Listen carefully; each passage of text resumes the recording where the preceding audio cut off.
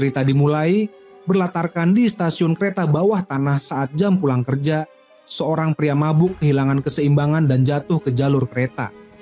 Kereta pun sudah hampir tiba, namun orang-orang di sekitar hanya diam dan menyaksikan tanpa berniat menolong, seolah menunggu untuk melihat kejadian tragis terjadi. Untungnya, seorang pemuda bernama Kato tanpa ragu langsung melompat turun untuk menyelamatkan pria tersebut. Ia berhasil mendorong pria mabuk itu ke atas peron, tetapi kakinya malah terjebak di rel. Dalam hitungan detik sebelum kereta tiba, seorang pemuda bernama Kurono terkejut saat menyadari bahwa Kato adalah teman sekelasnya semasa SMA. Tanpa berpikir panjang, ia pun memutuskan untuk membantu. Namun, ia meremehkan kesulitan penyelamatan ini. Bukannya berhasil menarik Kato ke atas, Kurono malah ikut terjatuh ke rel. Ketika mereka bangkit dan hendak berlari, sudah terlambat. Kereta melaju ke arah mereka. Namun, kejadian aneh pun terjadi. Saat mereka membuka mata, mereka tidak mendapati tubuh mereka hancur berkeping-keping. Sebaliknya, mereka berdiri tanpa luka di dalam sebuah ruangan misterius. Di dalam ruangan kecil itu, mereka melihat beberapa orang asing yang juga tampak kebingungan. Saat mereka menoleh ke belakang, di tengah ruangan terdapat sebuah bola hitam raksasa. Mereka pun ingin segera keluar, tetapi semua pintu di ruangan itu terkunci rapat, bahkan jendela pun tidak bisa dibuka. Apa sebenarnya yang sedang terjadi? Saat mereka masih bertanya-tanya, seorang pria berkacamata mengaku bahwa ia mengalami kecelakaan mobil dan tiba-tiba muncul di tempat ini. Rupanya, semua orang yang ada di ruangan ini mengalami kematian akibat berbagai kecelakaan. Tiba-tiba, bola hitam itu memancarkan sinar laser tipis yang mulai memindai sesuatu. Perlahan-lahan, sebuah kaki muncul di udara, disusul dengan sebuah tangan, hingga akhirnya terbentuklah sosok seorang gadis telanjang yang seakan dicetak ulang ke dalam ruangan itu. Tampaknya, semua orang yang berada di tempat ini juga tiba dengan cara yang sama. Pemandangan gadis yang tidak mengenakan pakaian membuat suasana menjadi canggung. Seorang pria berbaju jas bahkan hampir meneteskan air liur. Beruntung, Kato yang baik hati segera melepas jaketnya dan menutupi tubuh gadis itu, serta mencegah pria berbaju jas yang tampaknya berniat mengambil keuntungan dari situasi ini. Tiba-tiba, bola hitam di tengah ruangan mengeluarkan suara. Suara itu terdengar seperti lagu anak-anak, tetapi ada sesuatu yang aneh dan mengerikan di dalamnya, membuat bulu kuduk merinding. Saat semua orang masih kebingungan, beberapa baris teks muncul di permukaan bola hitam itu. Hidup kalian sudah berakhir. Sekarang, kebebasan kalian ada di tanganku. Jika ingin keluar dari sini dengan selamat, kalian harus menyelesaikan misi yang aku berikan. Setelah itu, sebuah gambar muncul di layar bola hitam. Sesosok makhluk aneh dengan kepala yang bersinar kehijauan. Misi pertama mereka adalah membunuh makhluk itu. Namanya Onion Alien. Dinamakan demikian karena sangat menyukai daun bawang dan mengeluarkan bau yang sangat menyengat. Tiba-tiba, bola hitam itu terbuka, dan dari dalamnya muncul berbagai senjata aneh yang belum pernah mereka lihat sebelumnya. Di dalam bola hitam itu ada seorang pria telanjang dengan penampilan aneh. Terlihat terhubung ke bola hitam melalui selang yang menempel di kepalanya. Seorang pria berambut panjang mencoba menyentuhnya dan menemukan bahwa pria botak itu hanya berada dalam keadaan koma. Di belakangnya terdapat beberapa kotak hitam misterius, masing-masing bertuliskan nama orang-orang di dalam ruangan. Kurono membuka salah satu kotak dan menemukan pakaian ketat berwarna hitam di dalamnya. Namun, kecuali seorang gadis bernama Kei yang tidak memiliki pakaian, tidak ada satupun dari mereka yang bersedia mengenakannya. Namun, Kurono kemudian menyadari bahwa ada seorang pemuda pendiam yang sudah lebih dulu memakai pakaian tersebut. Pada saat yang sama, Kato melihat sesuatu yang aneh. Tubuh Kurono perlahan mulai menghilang. Tak hanya dia, semua orang di ruangan itu mengalami hal yang sama. Di tengah kepanikan dan teriakan mereka, bola hitam itu menampilkan hitungan mundur selama 20 menit. Seketika, mereka semua dipindahkan ke jalanan kota. Saat mereka tiba di luar, banyak yang mengira bahwa mereka telah bebas. Beberapa orang bahkan berpikir untuk segera pulang. Namun, kenyataannya Tempat ini hanyalah lokasi di mana mereka harus menyelesaikan misi yang diberikan. Saat pria bersetelan hendak pergi, seorang pemuda pendiam bernama Nishi akhirnya angkat bicara.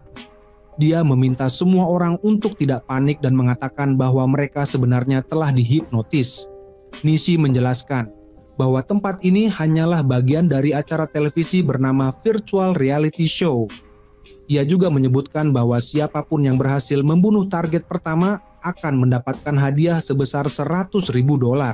Namun, sebelum Nishi selesai berbicara, Kurono tiba-tiba melihat target misi mereka, seorang anak kecil yang memegang daun bawang. Wajah anak itu memang sangat mirip dengan gambar yang ditampilkan di bola hitam sebelumnya. Tanpa ragu, salah satu dari mereka segera mengejarnya, diikuti oleh yang lain yang juga tergiur hadiah besar. Hanya Kurono dan dua temannya yang tetap berdiri di tempat, masih bingung dengan situasi yang terjadi. Anak kecil itu terus dikejar hingga akhirnya terpojok di gang buntu. Dengan wajah ketakutan, ia memohon belas kasihan dan mencoba menawarkan daun bawangnya sebagai bentuk perdamaian. Namun, tak ada satupun yang peduli. Pria bersetelan jas perlahan mengeluarkan senjatanya dan tanpa ragu menarik pelatuk. Namun, yang mengejutkan, tidak ada apapun yang terjadi setelah tembakan dilepaskan. Semua orang terdiam, bingung dengan senjata yang tampaknya tidak berfungsi. Namun, sedetik kemudian, lengan anak kecil itu tiba-tiba meledak. Senjata yang digunakan ternyata memiliki jeda waktu sebelum mengeluarkan efeknya, tetapi kekuatannya sangat besar. Dalam kepanikan, anak kecil itu berusaha melawan dengan cakarnya yang tajam, melukai beberapa orang di sekitarnya. Namun, tindakan itu justru membuat mereka semakin marah. Tanpa berpikir panjang, mereka semua mengangkat senjata dan menembaknya secara brutal. Kato tiba di lokasi dan mencoba menghentikan mereka, tetapi sudah terlambat. Dalam hitungan detik, anak kecil itu hancur berkeping-keping. Beberapa dari mereka masih menganggap bahwa ini hanyalah bagian dari acara televisi dan mulai membayangkan bagaimana mereka akan menghabiskan hadiah $100.000 tersebut. Namun, mereka segera menyadari bahwa anak kecil itu bukanlah target utama mereka. Tiba-tiba, sebuah kantong daun bawang jatuh ke tanah, dan dari kejauhan terlihat sosok yang lebih besar mendekat ayah dari anak yang baru saja mereka bunuh. Dalam sekejap mata, pria bersetelan jas itu kehilangan salah satu kakinya. Sang Onion Alien yang jauh lebih besar mengangkatnya dengan kemarahan yang tak terkendali. Kini pria itu yang meminta pertolongan. Barulah mereka menyadari bahwa makhluk besar di hadapan mereka adalah bos utama dalam misi ini. Menyadari bahaya, mereka segera menarik pelatuk senjata mereka. Namun, Onion Alien dengan mudah menggunakan tubuh pria bersetelan jas sebagai perisai, membuat semua serangan mereka menjadi sia-sia. Seperti anaknya, pria itu pun langsung hancur menjadi serpihan daging dalam hitungan detik. Saat Kurono tiba di tempat kejadian, hanya Kato yang masih hidup dalam keadaan ketakutan. Semua orang lainnya telah dibantai oleh Onion Alien. Saat monster itu hampir menghabisi Kato, tiba-tiba muncul sosok bayangan hitam yang menghantam Onion Alien, membuatnya terlempar. Ternyata orang itu adalah Kei, seorang wanita yang mengenakan pakaian ketat khusus. Kekuatan luar biasanya berasal dari pakaian tersebut yang meningkatkan kecepatan, kekuatan, dan pertahanan penggunanya. Namun, Onion Alien bukanlah lawan yang mudah. Ia bangkit dari reruntuhan dengan cepat dan hanya dengan 2 pukulan, ia berhasil melempar Kei dan Kato ke kejauhan. Kato terluka parah dan tak lagi mampu bertarung, sementara Kei yang dilindungi pakaian tempurnya tidak mengalami luka sedikit pun, dan bahkan tidak merasakan rasa sakit. Kurono yang bersembunyi di balik reruntuhan akhirnya memahami semuanya. Dengan panik, ia mencoba membuka kotaknya untuk mengenakan pakaian tempur. Namun, malangnya, pakaian tersebut ternyata masih tertinggal di ruang utama sebelumnya. Sementara itu, Onion Alien perlahan mendekatinya. Dalam kepanikan, Kurono mengambil kotaknya dan menghantam kepala monster itu sekuat tenaga. Sayangnya, serangan tersebut terlalu lemah, hanya membuat Onion Alien semakin marah. Saat situasi semakin kritis, tiba-tiba sebuah tali kuat melilit tubuh Onion Alien, mengikatnya ke tanah hingga tidak bisa bergerak. Ternyata, orang yang melakukan ini adalah Nishi, yang telah berada dalam mode tak terlihat selama ini, menunggu saat yang tepat untuk menyerang. Ia mengungkapkan bahwa cerita tentang acara televisi hanyalah kebohongan yang ia ciptakan untuk mengalihkan perhatian orang lain, agar mereka menjadi umpan bagi monster tersebut. Dengan Onion Alien berhasil dibunuh, mereka semua segera ditransfer kembali ke ruangan dengan tubuh yang utuh. Saat hitungan mundur berakhir, mereka menyadari bahwa tak peduli seberapa parah luka mereka, selama masih bernyawa, mereka bisa kembali tanpa cedera. Namun, bagi yang mati selama misi, tidak ada kesempatan kedua. Nishi tersenyum dan berkata, "Sudah lama tidak melihat sebanyak ini orang yang selamat kembali." Setelah itu, bola hitam mulai menghitung skor untuk misi tersebut. Hasilnya, hanya Nishi yang mendapatkan 5 poin karena berhasil membunuh monster, sementara yang lain mendapatkan 0 poin. Skor total Nishi kini mencapai 79 poin. Mengetahui skor setinggi itu, mereka sadar bahwa Nishi pasti sudah mengikuti banyak misi seperti ini. Saat ditanya oleh yang lain, akhirnya Nishi mengungkapkan kebenaran. Ia menjelaskan bahwa bola hitam tersebut memiliki tujuan untuk membasmi alien yang berusaha menginvasi bumi. Setiap alien yang dibunuh akan memberikan sejumlah poin, tetapi setiap misi berikutnya akan menjadi lebih sulit dari sebelumnya. Orang-orang yang mati dalam menjalankan misi juga benar-benar mati di dunia nyata. Nishi dengan sinis mengatakan bahwa setiap kali misi dimulai, akan selalu ada pendatang baru yang naif seperti mereka. Ia satu-satunya yang berhasil bertahan hidup sejauh ini, sementara yang lain telah mati dengan cara yang mengenaskan. Melihat betapa ringan Nishi membicarakan nyawa manusia, Kato yang marah langsung mencengkeram kerah bajunya. Semua ini terjadi karena kebohongan Nishi yang mengatakan bahwa ini hanyalah acara televisi yang menyebabkan begitu banyak orang kehilangan nyawa mereka.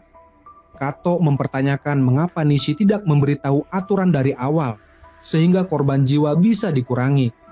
Namun, Nishi yang mengenakan pakaian tempur dengan mudah menaklukkan Kato. Saat itu, Kurono yang tidak tahan lagi segera mengarahkan senjatanya ke Nishi. Melihat senjata di tangan Kurono, Nishi akhirnya melepaskan Kato. Kurono tahu bahwa Nishi masih menyembunyikan banyak hal. Dengan nada mengancam, ia memaksa Nishi untuk mengungkapkan semuanya. Akhirnya, Nishi mengungkapkan kebenaran yang mengejutkan. Sebenarnya, kita semua adalah replika. Namun, sebelum ia bisa menjelaskan lebih lanjut, bola hitam tiba-tiba mengeluarkan cahaya menyilaukan. Dalam sekejap, Kurono menyadari bahwa dirinya telah kembali ke rumah, seolah-olah semua yang terjadi hanyalah mimpi. Namun, ketika ia kembali ke stasiun, ia melihat sesuatu yang mengerikan. Dia dan Kato memang telah mati tertabrak kereta.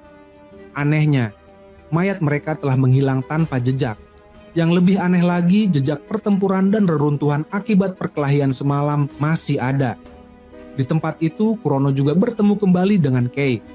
Melihat pakaian tempur yang tersimpan di dalam ransel Kei, Kurono akhirnya sadar bahwa semua ini bukanlah mimpi. Saat mereka akan berpisah, Kei tiba-tiba mengajukan permintaan tak terduga. "Bolehkah aku menginap di rumahmu malam ini?" Kurono terkejut. Apa? Akhirnya, Kei benar-benar tinggal di rumah Kurono malam itu. Alasannya, ketika ia kembali ke rumah sakit tempat dirinya dirawat, ia menemukan bahwa dirinya masih hidup di sana. Dengan kata lain, sekarang ada 2 versi dirinya di dunia ini. Kurono teringat kata-kata Nishi di ruangan sebelumnya, bahwa mereka semua hanyalah replika. Sementara itu, Kato juga kembali ke rumahnya.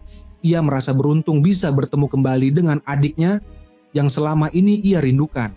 Namun, ancaman masih belum berakhir. Tanaka Seijin kemudian mengalihkan targetnya ke Kurono yang tengah memegang senjata. Dengan kecepatan luar biasa, ia langsung menerjang ke arah Kurono. Kurono yang ketakutan berusaha lari, tetapi ia dengan cepat tertangkap. Tanaka Seijin menghujaninya dengan pukulan kecil bertubi-tubi. Saat itu, Kurono hanya bisa merasakan energi dari pakaian tempurnya yang mulai mengalir keluar. Dengan sekuat tenaga, ia akhirnya berhasil melepaskan diri dan membalas dengan satu pukulan keras yang membuat Tanaka Seijin terlempar jauh. Saat itulah Kurono baru menyadari kekuatan sebenarnya dari pakaian tempur yang ia kenakan.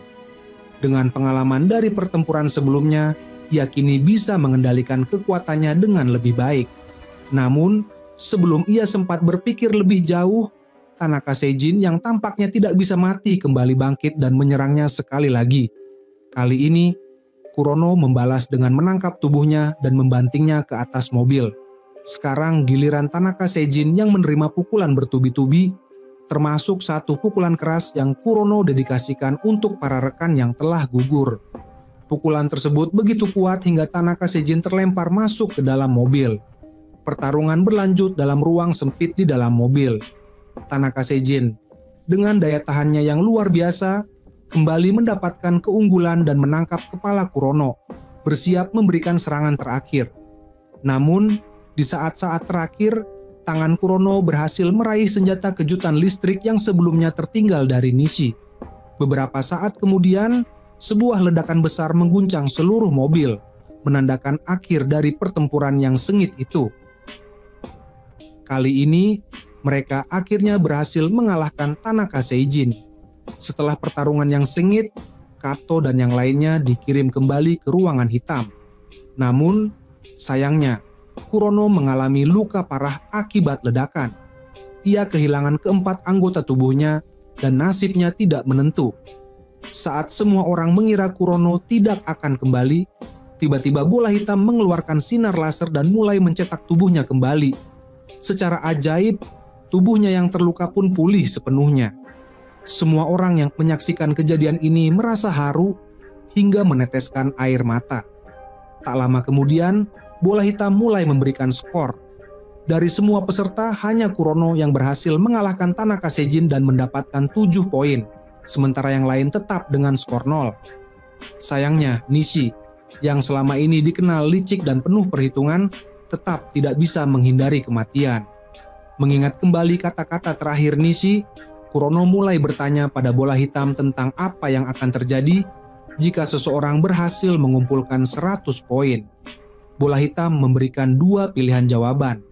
Pertama, pemain dapat menghapus semua ingatan tentang ruangan hitam dan kembali ke kehidupan normal. Kedua, mereka bisa menghidupkan kembali satu rekan yang telah mati dalam misi. Namun, mendapatkan 100 poin bukanlah perkara mudah.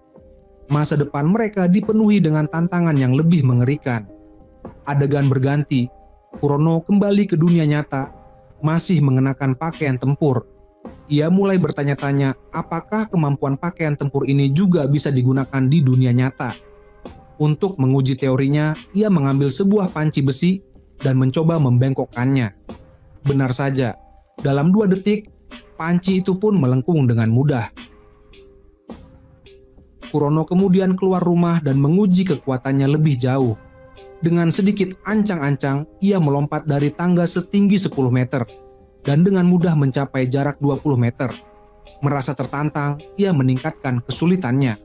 Kali ini, ia berhasil melompat ratusan meter tanpa kesulitan. Jika Spider-Man melihatnya, mungkin ia harus memanggil Kurono sebagai kakaknya. Dari sini, Kurono akhirnya menyadari kekuatan sejati dari pakaian tempurnya. Bahkan untuk pertama kalinya, ia merasa sedikit menantikan misi berikutnya. Tak lama kemudian, misi baru pun dimulai. Beberapa anggota baru bergabung ke dalam permainan. Bola hitam kemudian mengumumkan target baru mereka. Seekor monster bernama Buddha Seijin. Ciri khasnya adalah ukurannya yang sangat besar dan sifatnya yang tenang. Pertarungan baru pun akan segera dimulai. Sebelum dipindahkan ke lokasi misi, Kato menjelaskan kepada anggota baru tentang bahaya yang akan mereka hadapi. Dengan niat baik, ia menyarankan mereka untuk mengenakan pakaian tempur yang tersedia di dalam kotak. Namun, tak satu pun dari mereka percaya akan ucapannya. Pada saat itu, Kato akhirnya memahami perasaan Nishi yang sebelumnya mengalami hal serupa. Sementara itu, Kurono menyarankan agar Kato tidak membuang-buang waktu mencoba meyakinkan mereka, karena ia sendiri akan berusaha sekuat tenaga untuk menjaga semua orang tetap selamat. Sayangnya, mereka tidak tahu betapa mengerikannya monster yang menanti mereka kali ini. Hitungan mundur 15 menit pun dimulai, dan tidak lama kemudian mereka semua dipindahkan ke tempat yang disebut neraka yang mengerikan. Yang pertama mereka lihat adalah sebuah museum besar, dengan dua patung raksasa berdiri di depan pintu masuknya. Saat mereka mendekati patung-patung tersebut, mereka menyadari bahwa bentuknya sangat mirip dengan gambar yang sebelumnya ditampilkan oleh bola hitam. Namun, mereka masih berpikir bahwa patung-patung itu hanyalah sekadar hiasan. Tiba-tiba, salah satu anggota baru tak lagi bisa menahan diri. Ia mengambil senjatanya dan menembak salah satu patung. Dalam sekejap, patung itu hancur berkeping-keping. Namun, tindakan ini justru membangkitkan amarah Buddha Seijin yang dikenal sangat menyukai ketenangan. Situasi pun berubah menjadi kacau. Semua orang berlarian ketakutan, sementara dua anggota baru dengan panik berlari masuk ke dalam museum. Di dalam museum, seorang biksu yang ikut dalam misi membuka sebuah pintu dan masuk ke dalam ruangan yang penuh dengan patung-patung Buddha. Saat ia memandang sekeliling, ia tiba-tiba menyadari bahwa patung 1000 tangan Guan Yin mulai bergerak. Ia tidak bisa mempercayai apa yang dilihatnya. Dengan panik, ia menutup mata dan mulai melantunkan doa untuk keselamatan. Namun, ketika ia membuka matanya kembali, Guan Yin sudah berada tepat di hadapannya. Tak disangka, bahkan seorang biksu suci pun tidak bisa lolos dari kematian. Sementara itu, di luar museum, pertempuran semakin sengit. Seorang wanita yang berdiri di depan pintu memilih untuk masuk ke dalam, hanya untuk menemui ajalnya. Para pejuang yang tersisa terus berusaha melawan patung perunggu. Mereka mencoba mengepungnya dan menyerang bersama-sama. Namun, Kurono ingin mendapatkan poin seorang diri. Ia tidak hanya melarang yang lain untuk menembak, tetapi juga terus bergerak mengitari patung, membuat yang lain kesulitan melepaskan tembakan. Kurono berusaha mencari celah untuk menyerang, tetapi tembakannya meleset. Tiba-tiba, patung perunggu itu melompat tinggi, nyaris menghancurkan semua orang yang berada di bawahnya. Setelah berhasil menghindari serangan mematikan itu, Kurono memerintahkan Kato untuk membawa anggota yang tersisa menjauh dari pertarungan. Ia kemudian berlari sendirian menuju patung perunggu, sudah bersiap untuk menghadapi lawannya dalam duel 1 lawan 1. Saat lawan mengayunkan tinjunya, Kurono dengan gesit menghindar dengan merunduk ke bawah dan segera membalas dengan tembakan. Rekan-rekannya yang ingin membantu dengan menembak dari kejauhan justru kembali dihentikan olehnya. Namun, keraguannya dalam mengambil keputusan menyebabkan salah satu anggota baru tewas. Melihat patung perunggu berlutut di kejauhan, Kurono memanfaatkan kesempatan untuk menembaknya. Ledakan pun terjadi, tetapi anehnya mereka tidak segera dipindahkan kembali seperti biasanya. Barulah mereka menyadari bahwa makhluk yang mereka kalahkan hanyalah penjaga gerbang, sedangkan bos sebenarnya adalah Guan Yin 1000 tangan yang berada di dalam museum. Saat mereka masih bingung, wanita yang sebelumnya memasuki museum muncul kembali dalam keadaan terluka parah. Tak lama setelah itu, ia pun tewas. Merasa ada sesuatu yang tidak beres, mereka segera bergegas masuk. Selain menemukan jasad biksu yang sudah terbunuh, mereka tidak menemukan patung lain yang tampak bergerak. Saat itu, Kei Kishimoto mulai merasa ada sesuatu yang janggal. Ketika Kurono menoleh ke belakang, ia langsung melihat patung Guan Yin 1000 tangan berdiri di sana. Awalnya, ia menganggapnya sebagai patung biasa dan mulai menurunkan kewaspadaannya. Tanpa diduga, dalam sekejap mata Guan Yin menyerang dengan 1000 bilah tajam, membuat Kurono terluka parah dan hampir kehilangan nyawanya. Situasi semakin genting. Jika mereka ingin menyelamatkan Kurono, mereka harus segera menyelesaikan misi ini. Kato pun mengambil inisiatif untuk menyerang, meninggalkan Kei untuk menjaga Kurono.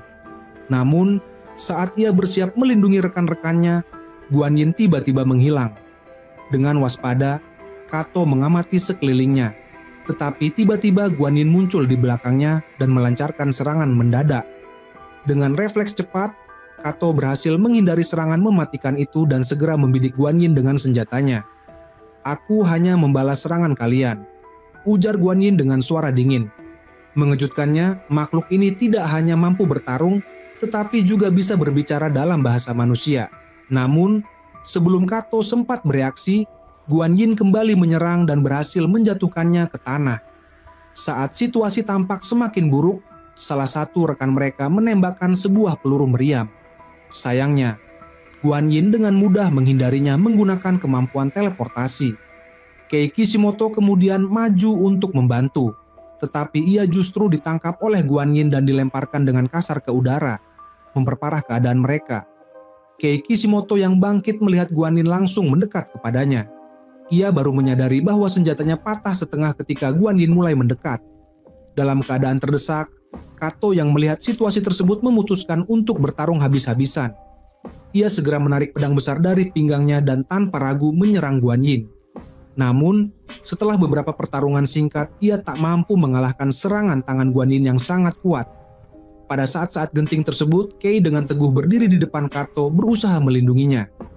Tak lama kemudian, Kei tewas di tempat, meninggalkan Kato yang terkejut dan sangat berduka.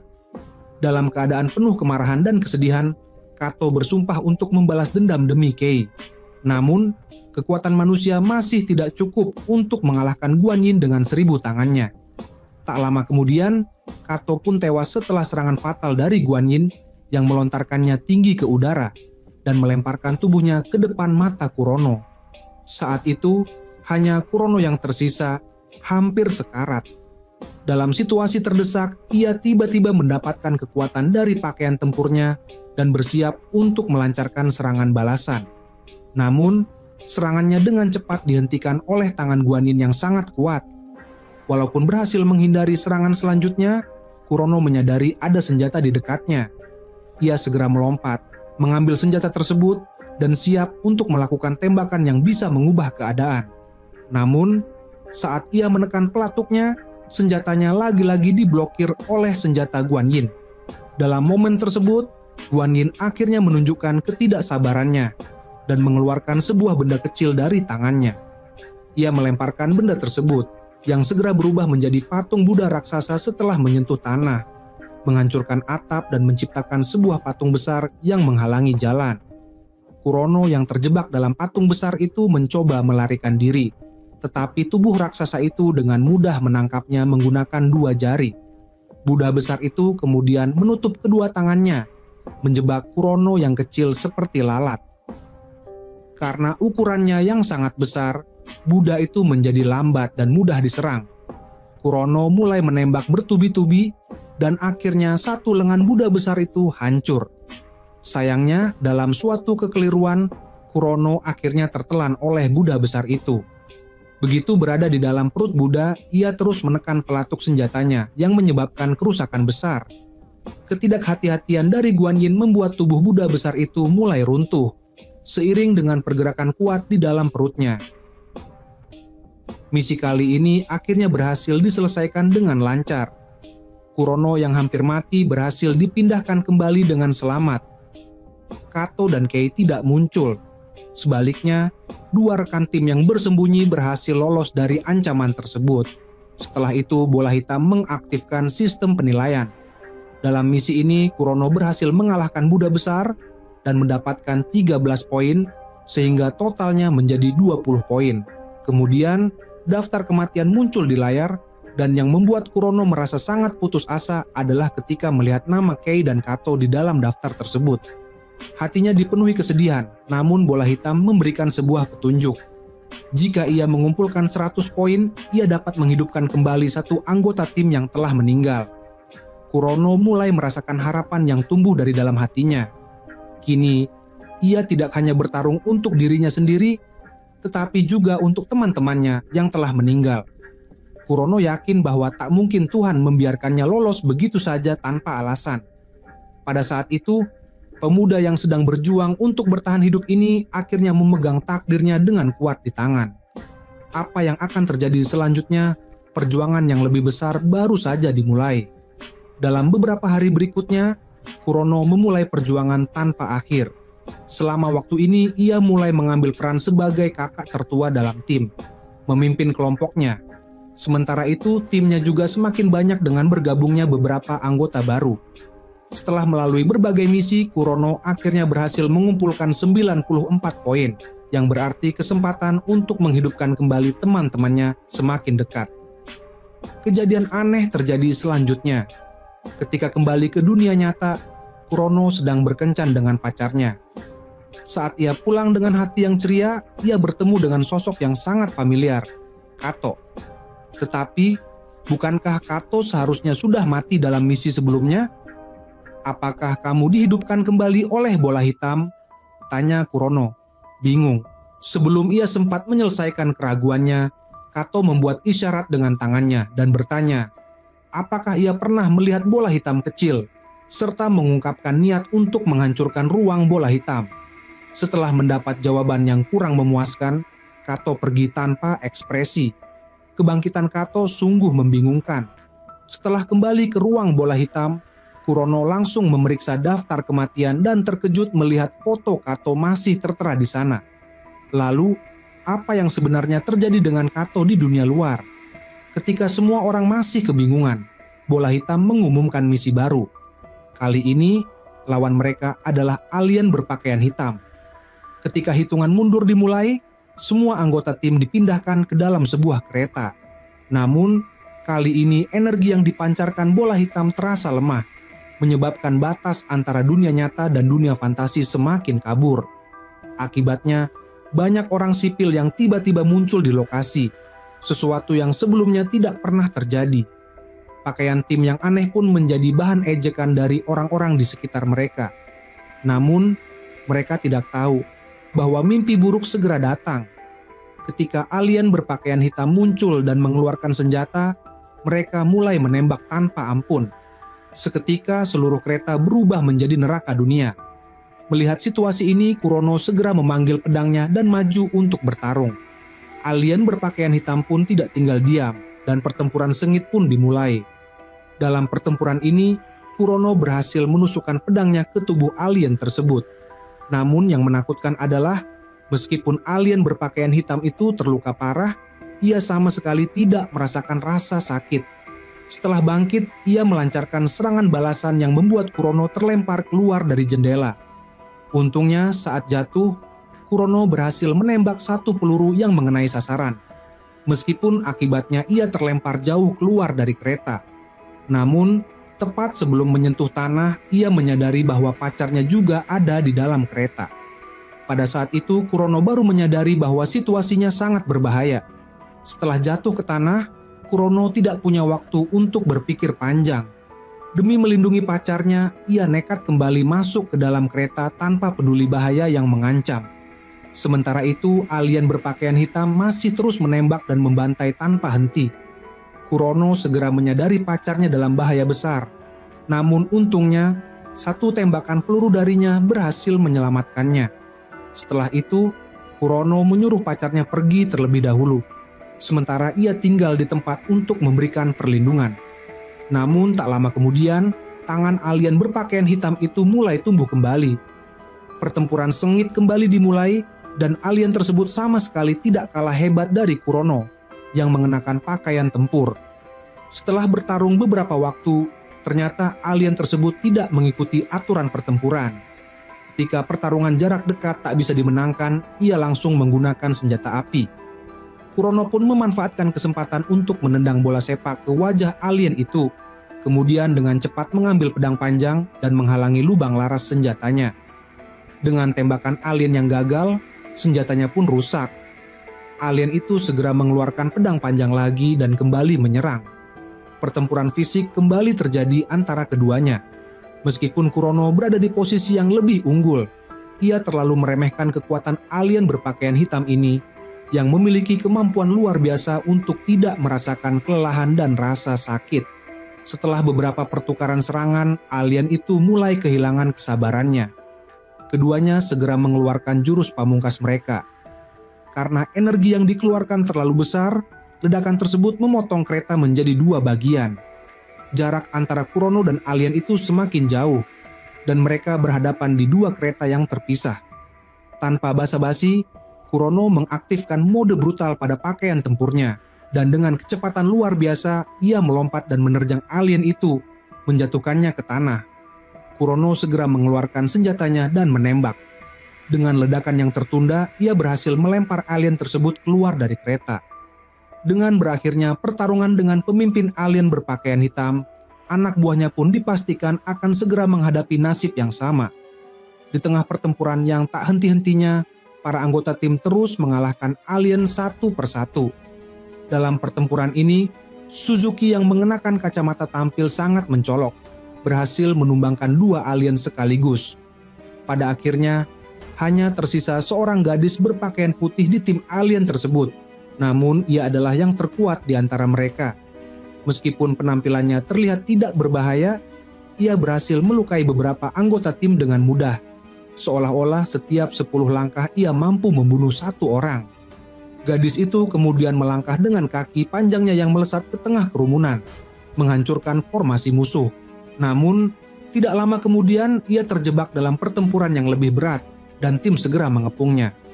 Dengan jumlah anggota yang lebih banyak, mereka dengan cepat menjatuhkannya ke tanah. Dalam keadaan kelelahan, gadis itu akhirnya terkena serangan fatal dari tim. Sebelum mati, kata-kata terakhirnya terdengar aneh. Pembalasan adalah kalian yang memulai. Dengan berakhirnya hidup gadis alien itu, tim kembali dipindahkan ke dalam ruang bola hitam. Sayangnya, karena musuh yang terlalu kuat, mereka kehilangan 1 anggota. Namun, tak lama setelah itu, bola hitam memancarkan sinar laser, menandakan kedatangan anggota baru. Yang mengejutkan, orang tersebut adalah seorang bintang wanita dari dunia nyata yang bernama Molly. Namun, sebagai seorang pendatang baru, dia ternyata mengenal beberapa anggota tim. Ternyata 2 tahun yang lalu, Molly juga merupakan anggota di tempat ini. Setelah menyelesaikan tugas bersama rekan satu tim dan mencapai skor 100, ia memilih untuk menghapus ingatan dan kembali ke dunia nyata. Suatu hari, saat Molly sedang mengambil paket, ia tanpa sengaja menerima sebuah paket misterius. Di dalamnya terdapat sebuah bola hitam kecil sebesar telapak tangan. Molly tidak terlalu memikirkannya dan langsung membuangnya ke tempat sampah. Setelah itu, ia kembali tidur untuk beristirahat. Namun, keesokan harinya saat ia terbangun, hal aneh terjadi. Ia mendapati dirinya mengenakan pakaian yang berbeda dan bahkan sepatu yang tidak ia lepaskan. Di tangannya, ia memegang bola hitam yang ia buang semalam. Ketakutan, ia langsung melemparkan bola itu keluar. Namun tiba-tiba bola hitam mengeluarkan sebuah pesan yang berbunyi, "Terima kasih atas kerja kerasmu tadi malam. Selamat, kamu telah mendapatkan kunci pertama." Kemudian, tampak sebuah gambar avatar seorang gadis muncul di layar bola hitam tersebut. Ini adalah target pembunuhan berikutnya bagi Molly. Tanpa disadari, ia mengikuti petunjuk dari bola hitam dan berhasil menumbangkan gadis tersebut. Setelah mati, gadis itu dipindahkan ke ruang bola hitam. Molly kemudian melanjutkan tugasnya dan menumbangkan 2 orang lagi. Target terakhirnya adalah seorang gadis bernama Eriko, yang kebetulan adalah pacar dari Kurono. Jika ia berhasil mengalahkannya, Molly akan mendapatkan kunci keempat dari bola hitam. Namun, saat Molly sedang mencari Eriko, ia diserang secara mendadak oleh seorang misterius dan terbunuh. Bola hitam pun diambil oleh orang tersebut. Tak lama kemudian, Molly kembali ke tempat itu dan ingatannya pun pulih. Ketiga orang yang ia bunuh sebelumnya juga ada di sana. Mereka adalah anggota tim yang pernah bertempur bersama beberapa tahun lalu. Karena mereka masih hidup di dunia nyata, Molly terpilih oleh bola hitam untuk membunuh mereka dan memanggil mereka kembali. Namun, banyak yang tidak mengerti mengapa bola hitam mengumpulkan kembali para elit masa lalu ini. Setelah itu, bola hitam mulai menghitung skor dari tugas sebelumnya. Suzuki, yang tampil luar biasa dalam tugas sebelumnya, kini memiliki skor 100. Ia bisa memilih untuk dilahirkan kembali atau menghidupkan kembali anggota tim yang telah meninggal. Karena janji yang dibuat dengan Kurono, Suzuki memilih untuk membantu menghidupkan kembali teman mereka, Kato. Namun, saat gambar Kato muncul di bola hitam, Molly terkejut karena orang tersebut adalah Kato yang telah membunuhnya dan mengambil bola hitam. Meskipun Kato sudah mati, Suzuki tetap memastikan untuk menghidupkannya kembali. Beberapa sinar laser kemudian menyembur keluar dan Kato yang asli muncul di ruang bola hitam. Melihat Kato kembali dengan selamat, Kurono pun sangat terharu dan memeluknya. Setelah beberapa pertanyaan, mereka akhirnya mengetahui bahwa sebelumnya musuh yang mereka lawan ternyata tidak mati, melainkan berubah wujud menjadi Kato dan datang ke dunia nyata untuk membalas dendam. Ia tahu bahwa tim yang mencoba membunuhnya berasal dari ruang bola hitam, sehingga ia tergesa-gesa mencari bola kecil itu. Sementara itu, skor dari bola hitam terus dihitung. Kurono berhasil membunuh pemimpin alien berpakaian hitam dan mendapatkan 21 poin, sehingga total skornya kini mencapai 115 poin. Namun, untuk mengungkap lebih banyak kebenaran, Kurono memilih untuk tidak menghidupkan kembali sahabatnya yang paling dekat, Kei, melainkan memilih Nishi yang mengetahui segalanya. Ia ingin mengetahui mengapa bola hitam bisa begitu aneh. Setelah mengetahui bahwa dirinya sudah mati selama 5 bulan, Nishi mengungkapkan teorinya. Ternyata energi bola hitam berasal dari seorang pria botak di dalamnya. Pria ini dulunya adalah salah satu pejuang terkuat di sana. Tetapi setelah berulang kali menyerap energi, ia mulai kehabisan tenaga. Jika ia mati, semua prajurit berpakaian hitam juga akan mati bersamanya.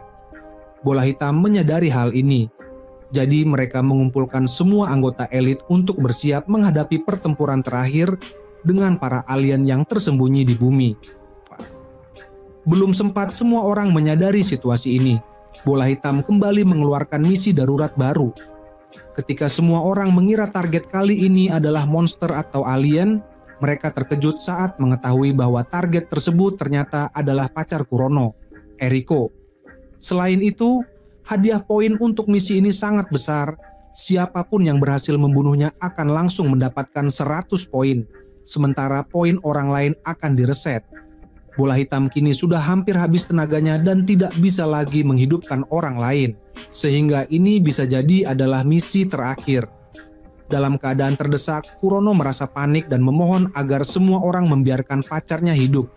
Ia tak mengerti mengapa bola hitam begitu ingin membunuh Eriko. Ternyata misi untuk membunuh Eriko ini adalah misi terakhir yang diberikan kepada Molly oleh bola hitam. Jika Molly menyelesaikan misi tersebut, ia akan mendapatkan kunci terakhir untuk masuk ke dalam ruang bola hitam. Sayangnya, Molly belum sempat menyelesaikannya sebelum musuh membunuhnya. Jika musuh berhasil membunuh Eriko dan mendapatkan kunci tersebut terlebih dahulu, ia bisa masuk ke ruang bola hitam dan menghancurkan bola hitam yang akan berakibat fatal. Semua anggota tim akan hilang selamanya. Oleh karena itu, mereka harus mendapatkan kunci terakhir itu lebih dulu. Dalam momen yang penuh dilema ini, tim yang sebelumnya sangat solid mulai terpecah belah. Kurono menyadari bahwa beberapa orang dalam tim mungkin akan membunuh Eriko demi kunci itu. Jadi ia meminta bola hitam untuk mengirimnya lebih dulu. Akhirnya, Kurono tiba di rumah Eriko.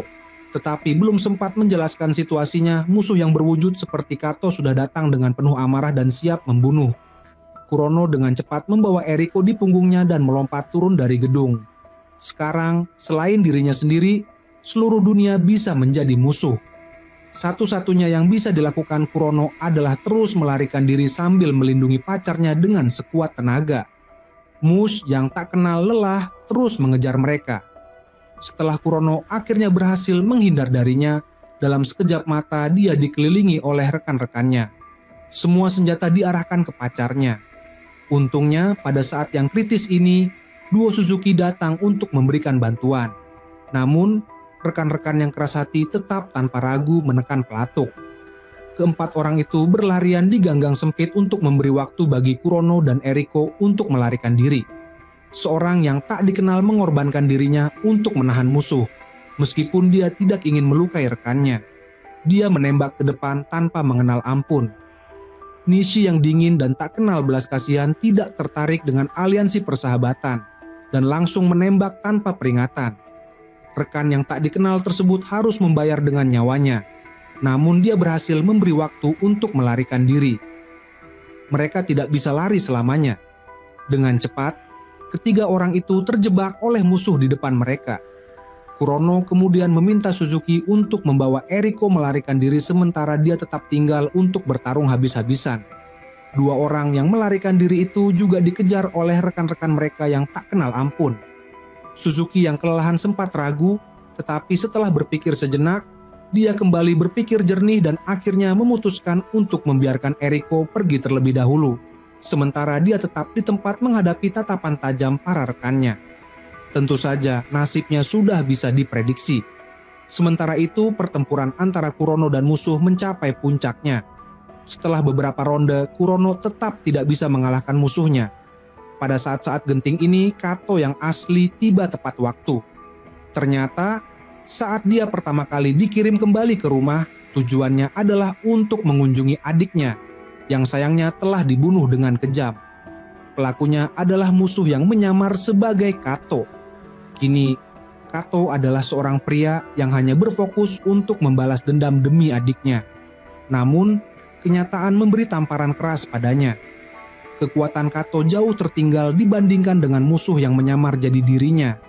Dan sepertinya tidak ada yang bisa dilakukan. Menyadari kekalahan mereka, keduanya bergabung untuk melawan musuh. Namun meskipun mereka mengerahkan seluruh tenaga, musuh tetap menang dengan mudah, tanpa terluka sedikit pun.